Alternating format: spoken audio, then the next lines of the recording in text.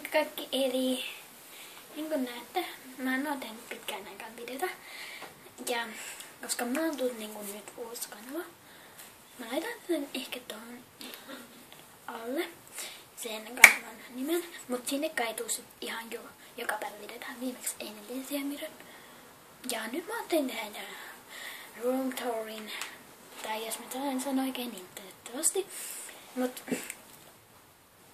mä oon niinku nyt täällä Oulun iskän luona, jossa mä oon kuvannut aika paljon videoita.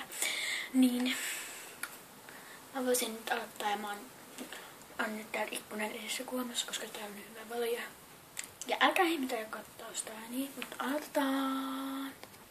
Eli ihan ekaksi kerran mitä nää on. Ne on niinku mun sänkyn kuuluva, koska se on vähän niinku sohva, mutta siitä voi tehdä sängyn. Niin ne kuuluu siihen. Ja nyt toi mun sänky on niinku sänkytilassa, niin koska se on mulla sänky. Mut kautta sohva. Mut voidaan jatkaa. Tossa on tommonen kaappi, jossa on peili. Ja tossa on niinku toinen sänky. Ja tossa on mun puhelin. Tuossa on MSPn ja Van Erikssonin yhdiste. Tuossa on tämmönen kaappi, jossa on tämmönen taulu. Tässä on ikkuna. Ja tässä on koulupöytä. Tämmönen näkyykö se edes? Tällaiset verhot ja tommonen ikkuna. Ei ikkuna vaan kello. Monster High-tyylistä.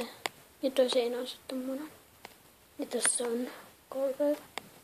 Ei tää mun huone nyt tän kummallisempi oo. Mutta kiitos kun katsoitte videon ja jos tykkäsitte tästä videosta, niin tykätkää ihmeessä ja jos haluatte nähdä lisää tämmösiä kivoja videoita, niin tiedätkää kanava ja kommentoikaa mitä piditte.